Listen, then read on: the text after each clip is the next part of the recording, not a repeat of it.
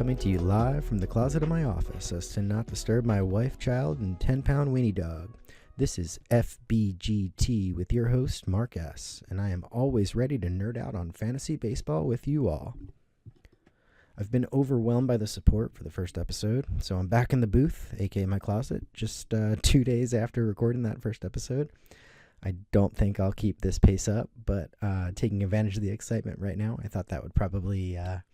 Honestly, I couldn't resist it. I've just been thinking about it nonstop, and I'm just overwhelmed by all the positive reactions. I've been talking to so many people. This Twitter account that I use has mostly been dormant. I kind of just interact with a select few people in the past, and all of a sudden it's just kind of exploding with interaction and positive. Honestly, all the feedback's been great. I've heard so many things from so many people that I listen to on a regular basis. So, I'm truly humbled, and I'm just inspired to kind of keep going. And it's a reminder that putting yourself out there is worth it. So for anybody else who was thinking about it or on the fence about starting a podcast about something weird like fantasy baseball, I highly encourage you to do it. This is probably the best fantasy baseball decision I've made in a few years. That includes any fab wins where you win by like a buck or you tie and you somehow win. I would still put this above that, even though that is a great feeling too for anybody that's been there. So if you have any questions, if you're on the fence, I'm happy to help out. I mean, I kind of put this together quickly. I'm recording in OBS. I had a Yeti mic lying around, so here we go.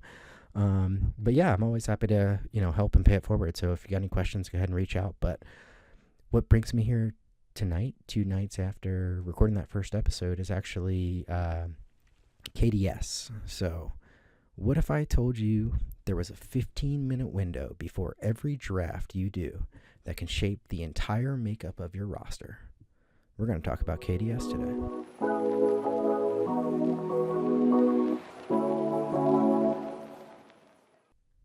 So let's start with the basics. When I'm talking about KDS, I'm talking about Kentucky Derby style draft preference order.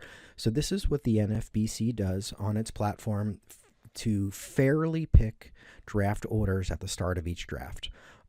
It's in your league settings after you join a league and after the league's been finalized, although you can play with it a little bit in advance. So if you look on the NFBC rules site, they define KDS as the process that allows owners to rank their order or preference for draft day, ranking their preferences 1 through 12 in a 12-team league or 1 through 15 in a 15-team league before the leagues are randomly selected.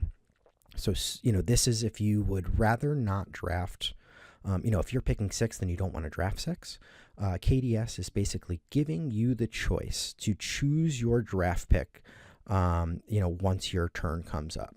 So this is the way that they do every draft, and it happens. You can set it in advance in the league settings. Once your league fills, you have 15 minutes to set that KDS in the league settings. After that 15 minutes, they're going to go ahead and kind of do their drawing, and at that point, you'll know where you're picking and kind of, know where your spot's going to be in the draft. So in that 15-minute window, you can go from picking first to picking 15th. Now, it's not going to make or break your draft. You can win from any draft slot. It's been proven over and over again. It's not something you can really win or lose. We're going to talk about some game theory and about some spots that I like, and maybe why you don't want to go straight butter, which is, essentially just leaving it as is, going 1 through 12 or 1 through 15. And as an aside, if anybody can actually tell me how it works when you get the third selection and you've got like the 4th pick as your spot there and it bumps you all the way to 12th or 15th, I would love to know. I'm not here to pick nits or say that, bugs exist as someone who works in tech. So, I just always found that funny that, you're looking through the draft order to figure out how the heck you ended up where you ended up.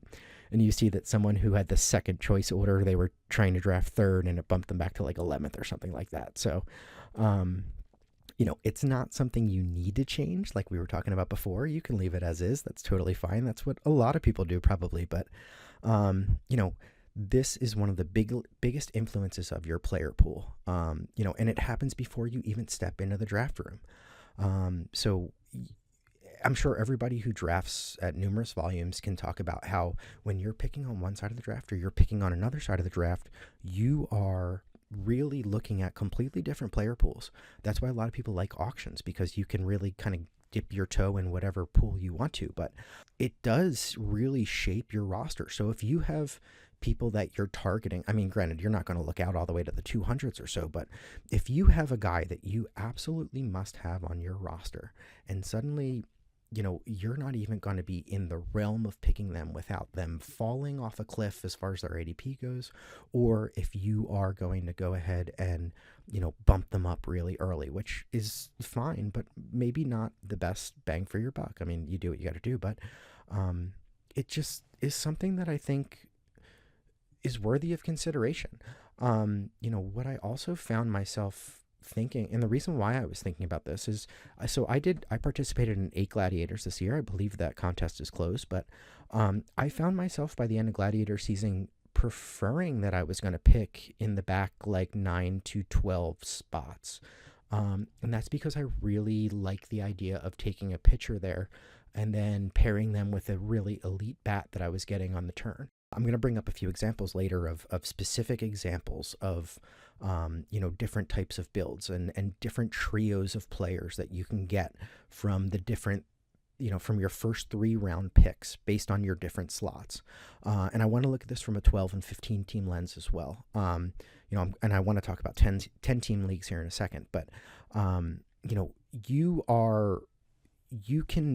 you can do anything that you want with your draft. You can always pick away from ADP. You can take any player you want, but really the draft is a game within a game where you're trying to get the best values, and you're trying not to, if a guy might be there at round 5, but you want him at round 4, it's up to you to go get him. But the thing is what's the guy that you're passing on in round 4 going to do? So if you're only getting one player that's going to be a premier bat, but you accidentally passed up on 2 that are going to be a premier bat, that's a problem. So it's really all about the game within the game. And that's why we're going to talk about KDS and why it might make sense for you to do something a little bit different. FBGT. Before we get into specifics, I think it's helpful to kind of figure out where your baseline is, your personal baseline, not what you're hearing and what you're reading. Everybody's going to have a different view of the draft pool, especially early on. A lot of people don't even like talking about the early picks anymore because it's kind of a given that these players are supposed to be good. But I do think it helps to spend time to think about the players that you are trying to fade early on, or the guys that you don't want early on. So without getting specific, I would say, for me, I feel like personally, there's like 20 players that stand out within various tiers in the first round. So I think there's like a top 20-ish, and then I think it kind of falls off into the rest. And that is really part of what starts to shape my theory, right? So immediately, why would I be drawn to the back? Because I think there's 20 great players, and if I get 2 of them as opposed to 1, in order to get them, I'm probably going to have to be near the back half of the draft. In the past, I feel like it hasn't been like that. Sometimes, for whatever reason, it just feels like in the first round, you're struggling to find a first-round player. But in this case, it's kind of the opposite, right? There's a lot of guys leaking into the second round that have been first-round picks in the past. So, that's really important. And that's part of what's shaping my, what I talked about earlier, why I have certain preferences. The other thing is there's not so much positional consideration anymore. It's not to say that there aren't weak positions in the infield. Third base and second base are pretty rough, but third base, you've basically just got Jose Ramirez and Junior Caminero, and then, second base is basically just Jazz in the first 2 rounds, unless you want to count Ketel Marte. So you are really, there's no reason to reach for any specific player. I don't think there's significant positional consideration, but we will go through that. If you wanted to kind of close off on third base and 2B early, or, we'll talk about pitcher builds, which is kind of what's really been getting me thinking about this, not pocket aces, but, I don't really feel a strong consideration for positions.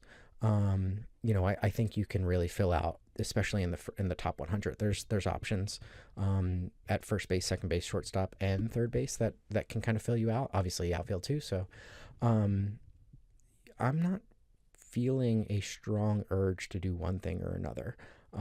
And that's where I think that top 20 stands out. So if there's nothing else that's really standing out to me, then it makes it even more important to me that I want to kind of be grabbing 2 of those first 20 players. So that's what's shaping my narrative right now in my head. We'll see if that holds. I'm sure I'll start to poke holes in some players as we go on. And, I don't think all 20 of those players are created equal, obviously, either. It's great to have a Shohei. It's great to have an Aaron Judge. But it's nice to also have a Gunnar Henderson and Francisco Lindor, although those are 2 shortstops. But you know what I mean? So I think that's part of what makes this fun. And that's what's been really kind of making me think about this.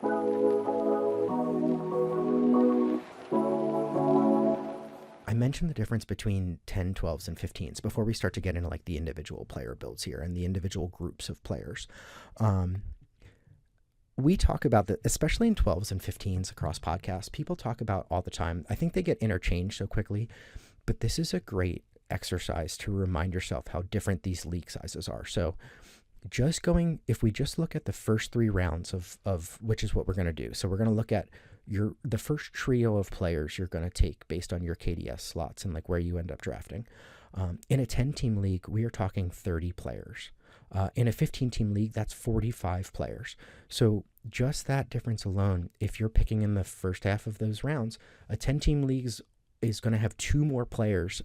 Someone playing in a 10-team league is going to have 2 more players than someone in a 15. So this strategy, the importance of KDS, the importance of your slot is obviously probably magnified based on, how big your league is. But I always try and remind myself of that as someone who plays kind of all across the board, and even from 12 to 15s. So it's 36 players in the first 3 rounds, where it's 45.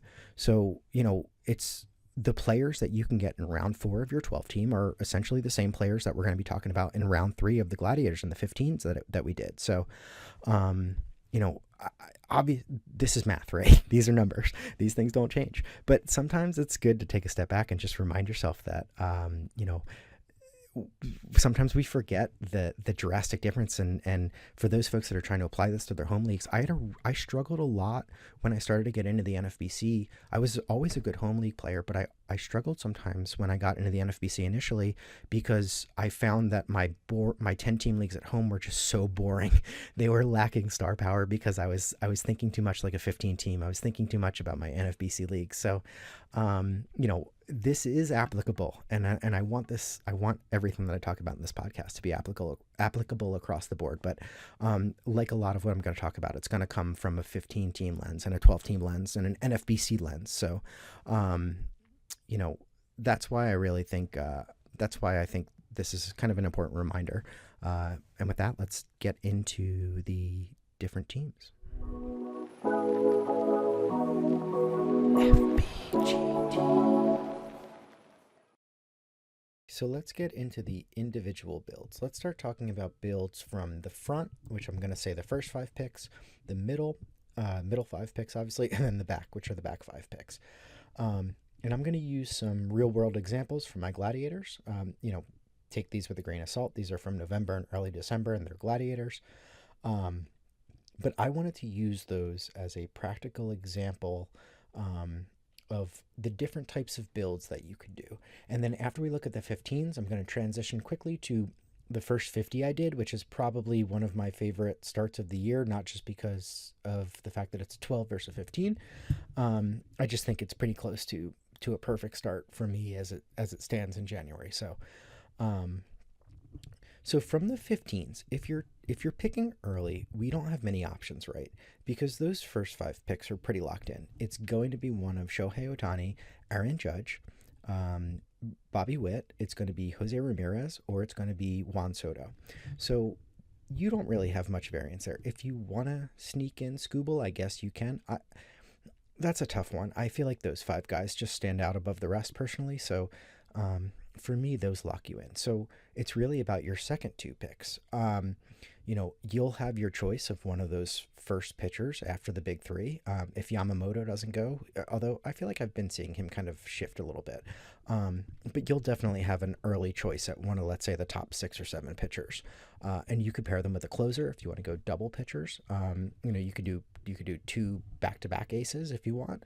There are also some really good options there for you that are bats. So I think of a guy like Zach Neto. He's the first one that I think of in that scenario. I mean, he's got 30-30 projections already. Um, this is a guy that could be in the first round next year if that hits. Granted, he plays for the Angels, and good luck.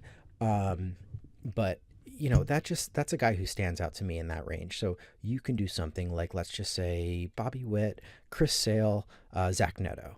Or maybe Zach Neto doesn't last that long. So I'm just going to sprinkle Yordan Alvarez on the top, like salt on a steak or something like that.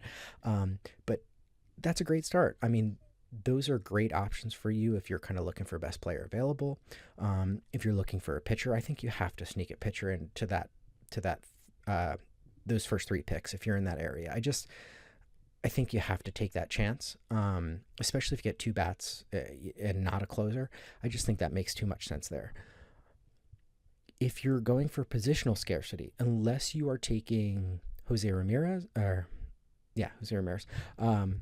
you just are, you're kind of locked in there. It's kind of rigid. There's not really too many options. I doubt that Jazz Chisholm is going to make it to you in that turn. So you're really going to be stuck between shortstops, outfields, pitchers. I intentionally took Juan Soto. I had the third pick. Obviously, that would usually be Bobby Witt, but I actually took Juan Soto in another draft because I was planning on taking Zach Neto, and sure enough, he was there in the round 3, actually. So I was able to get a pitcher, and then I got Zach Neto, too. So I could have paired him with Bobby Witt, but I just wanted the extra outfielder. So there's a lot of really fun options there. I mean, picking 1 through 5, you're going to count your blessings that you're getting one of those top players, and then you're going to kind of clean up what's left there from that early turn, because you're getting. I talked about a top 20 that I like, but if you, let's say you like the top 30 or so, I mean, you're getting maybe 3 of those guys. So I think that's a great spot to be. Adversely, my least favorite spot is the 6 through 10 spot, unless you're picking like 9th or 10th, because you're kind of shut out of those middle guys. You're going to have to reach if you want someone that's not Tarek Skubal. I mean, I who doesn't love picking Acuna? Who doesn't love picking an Ellie if you really believe in them? So those are great options. I don't want to sound like I don't like those players. I just feel like you're kind of locked in if you're in that 6 through 10 with less of a sexy outcome. That being said, that's probably a perfect place for you if you are worried about positional scarcity, because you can take, let's say a J-Ram falls there. So you get J-Ram 6 or maybe even 7. And then you can pair him with the Jazz Chisholm perhaps, or maybe a Ketel Marte in the 3rd round. So you can cover off that third base and that second base positional scarcity. Those are the 2 worst positions in my mind. So that would really kind of cover off the positional. That's the best place to be if you're worried about positions, in my opinion. But it's just so hard, because if you don't get a J-Ram and you're building your draft strategy around that, I mean, that's just tough to overcome. He's just such a unique person. He's just such a unique person and a player. 30-30 guy in the third base slot. I just think that's such a fun way to start your team. So whenever I get a chance to choose him where it doesn't feel like too much of a reach, I think I'm going to lean there almost exclusively. As far as pitchers go, I mean, if you're a pocket aces guy still, you could do a Skubal and then a insert ace here in the 2nd round or even the 3rd round. You could go a Skubal, you could go a bat. I've seen Churio fall lately, so you could do a Skubal, Jackson, Churio, and then another, let's say Hunter Brown or Chris Sale or something like that. That sounds like a great start for me. That kind of covers off the bases. So I guess that 6 through 10 area, it's nice. It does give you options. But what I have been absolutely jiving with is, like I said, 9, 10, 11, 12, because you are sure to start with probably a Garrett Crochet or a Paul Skeens. And if not, you're looking at an Ellie, you're looking at a Ronald Acuna, you're looking at someone else who might have fallen. And then you can, having the option of Fernando Tatis, Kyle Tucker, Francisco Lindor, Nick Kurtz, I'll throw him in there, Vladimir Guerrero. I mean, these are great options to have in your 2nd round. I think pairing those guys with pretty much anyone before them is a great formula for success. I mean, God, if Kyle Tucker signs somewhere sexy, good gosh, like look out. That's the type of thing, maybe going back to when Shohei was under the gambling investigations where you were able to get him late. I just feel like that Kyle Tucker has been a perennial first rounder for years. And if you're going to pair him with an ace pitcher who is a 220 strikeout guy, one of the few big pitchers that you can bank on, like Garrett Crochet, injury related, of course, or injury dependent, of course, that just seems like an absolute barn burner of a formula. And then who cares what you do in the third round? You could take a bat, you could take another pitcher, you could take a closer. What I found myself doing all the time was adding Yordan Alvarez to the mix, again, sprinkling him on like salt. This was a guy who was a lock for a 300 batting average and 30 home runs, you would think. In the past, let's see how he looks when if he's healthy in spring training. But the idea of starting, let's just say, Garrett Crochet, Francisco Lindor, and then Yordan Alvarez, I mean, sign me up every time. You can grab a closer in the fourth round, no problem. You can grab another guy with steals. Again, if you don't like Yordan because he doesn't steal, you could maybe, maybe that's where Ketel Marte falls. So there are just, I don't know. I just find myself so gravitated towards that area. And when you switch that lens from a 15-team focus to a 12-team focus, it's even more magnified, in my opinion. So my only 50 that I have in the books that's completely full, I started with Garrett Crochet. I paired him with Gunnar Henderson in the second round. And then I added Chris Sale to that in the third round and Yordan Alvarez to that in the fourth round. So if you would have told 2025 Mark that he was going to start a league, Crochet, Henderson, Sale, Alvarez in 2026, I would have told him he was crazy. And then I would have probably told him to go to the gym a little bit. He's looking a little chubby. But I would have told him that he was crazy because those were all first rounders. The bats were all first rounders. The Chris Sale and Garrett Crochet were right up there in the second round.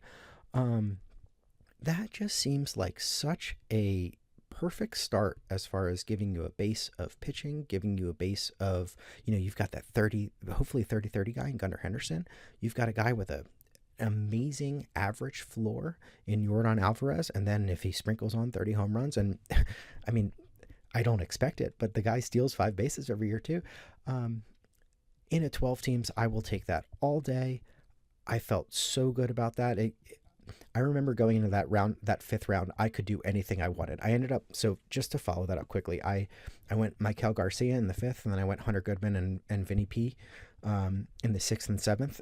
Again, at this point, it's draft dependent, and I'm just kind of bringing that up to kind of round out what I did there. I felt so great about that start. Just to keep going down that draft board, that was I got Ryan Helsley next, and then Corey Seager. Again, this is a 12-team league, so they always feel sexy through 10 rounds. But how can you not feel good about that draft start? So I think I'm going to be setting my KDS going forward. I think I'm going to keep it 1 through 5 because I think those first 5 players are just, I think they're that good. And then I think I'm going to go 9, 10, 11 is probably the next where my KDS is going to lie next. Everything after that, I'll take it. I don't like drafting on the turns just because I like to draft next to the turns and kind of use their rosters against them. Like if a guy on the turn has 2 catchers and they don't need one anymore, for instance, things like that. But I think 9 through 11, 9 through 12 seems to be my KDS sweet spot after the first 5 picks. So I'm curious to hear where everybody else's lies. Let us know in the comments, reach out on X and tell me what's your favorite spot in the KDS right now. But there's no wrong answers. Again, half the time, realistically, you can't even control this. This is just gambling at its finest, but it can shape your draft in ways that could potentially make you much richer, approximately 9 months from now. FBGT.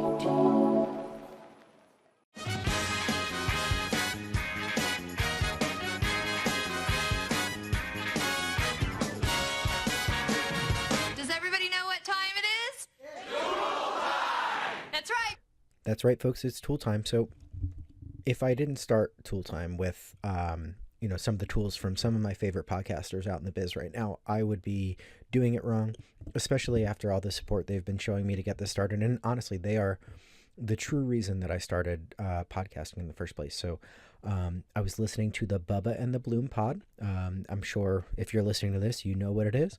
It was their New Year's pod, and they were talking about, that there aren't a lot of fresh voices. So that was really kind of what inspired me to get into this. But I have been a subscriber to the Bubba and the Bloom pod. I've been listening to Bubba and Ryan. Bubba going back to his days of Bubba and the Bat Flip. But, the tools that they are putting out right now are just great, and they are getting better with each passing day. Their draft kit just released. It's phenomenal. I think I woke up over the weekend to like 30 emails from Bubba and the Bloom with all of the draft kit dropping on their Substack, or I'm sorry, on their Patreon.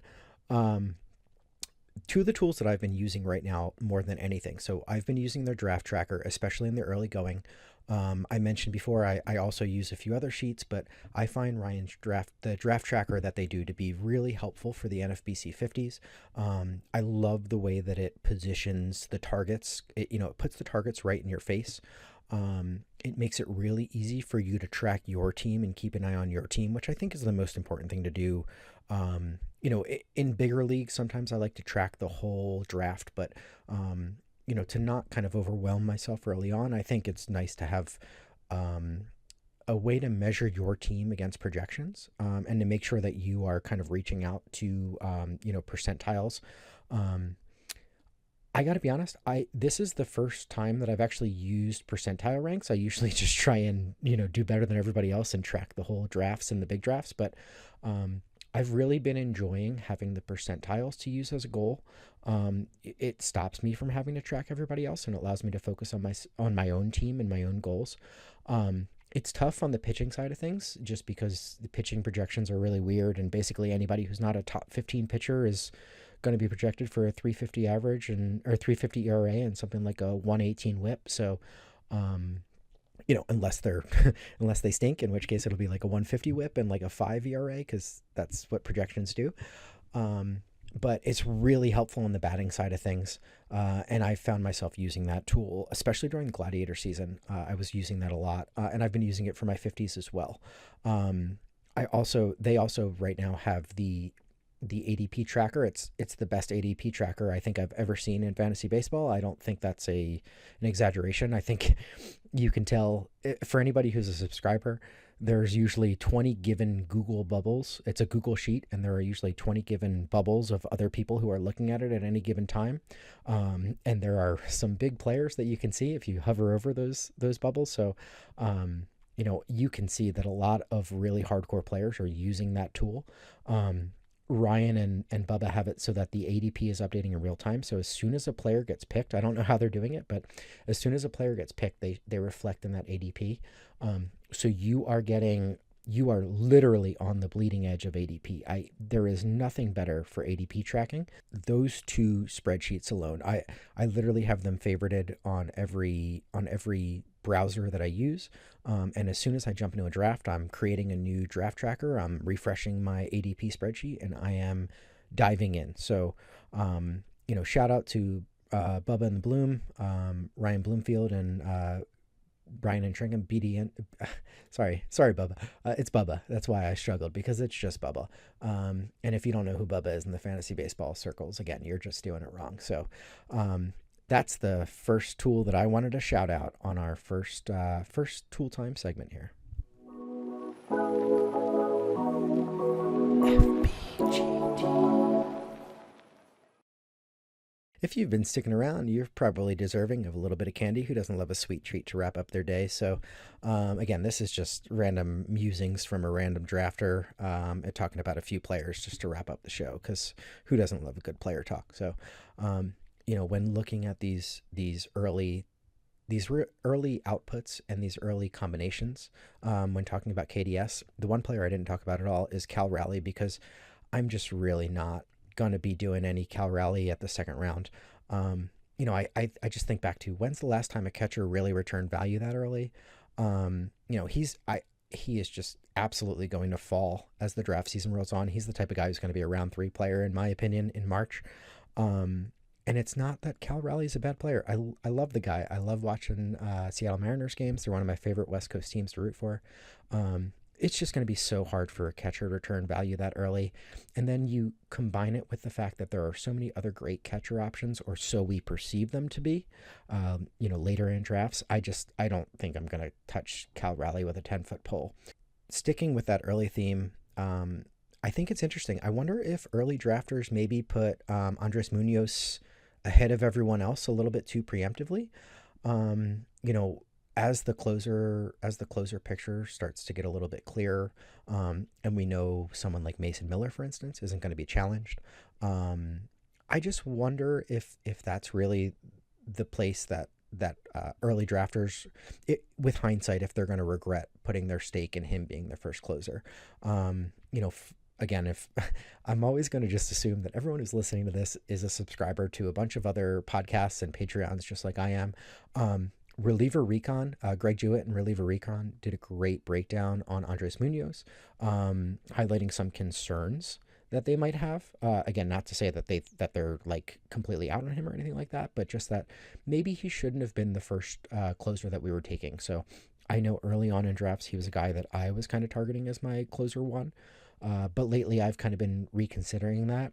If I was going to sprinkle in a dark horse for closer one, and it wouldn't have been a few years back, I think Duran of the Phillies, Johan Duran, I think he could find himself as the closer one at the end of the season, just because the Phillies seem locked into him as a closer. He's got that quote unquote closer introduction that really kind of solidifies those guys, because who's going to spend money on stuff like that unless you know they're going to be the closer? So if you told me he finished the season as the C1, I wouldn't be surprised. And so he's probably a guy that I'm thinking about. I honestly haven't been able to get him. Whenever I've been looking for him, he just, Johan Duran, he always seems to fall, or he seems to get he seems to get taken early. So I haven't gotten as many shares of him as I would like, but I just wanted to bring it up that maybe Andres Munoz might have been anointed the C1 a little bit early in the eyes of the Gladiator drafters. And maybe we should be reconsidering that as the calendar turns to 2026.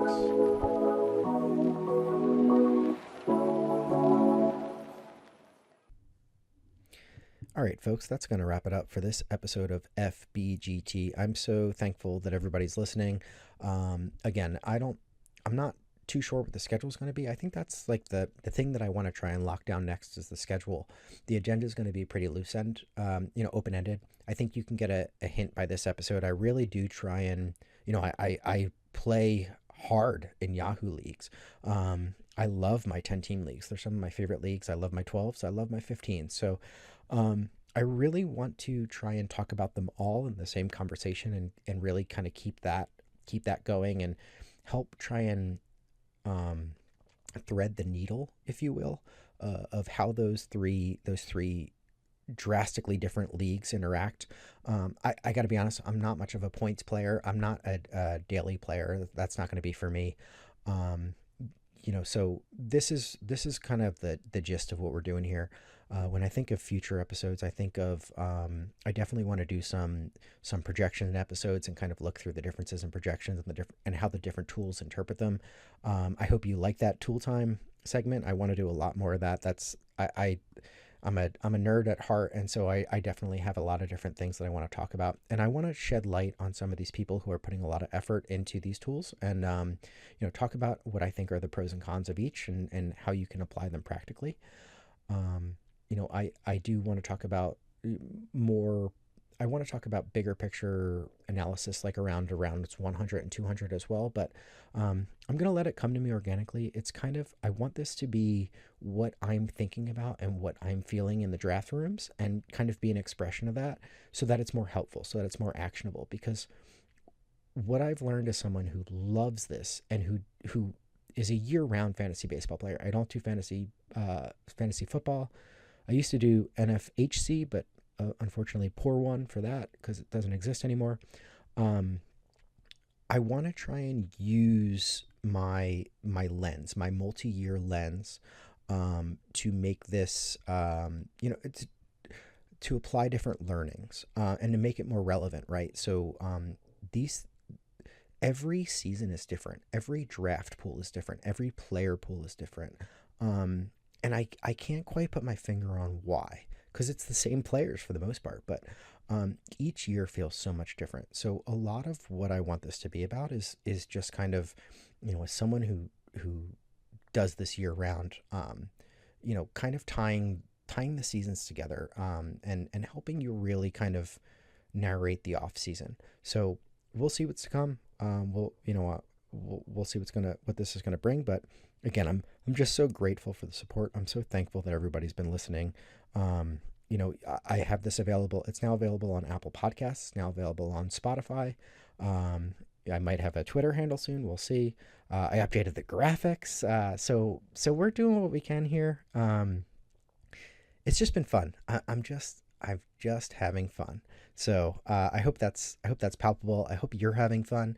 I hope the audio quality is okay. That's going to be a big focus of mine too. So I'm trying to do everything I can for everybody, and I hope you're enjoying it. So until next time, thank you all. This has been Mark S., and this is another episode of FBGT.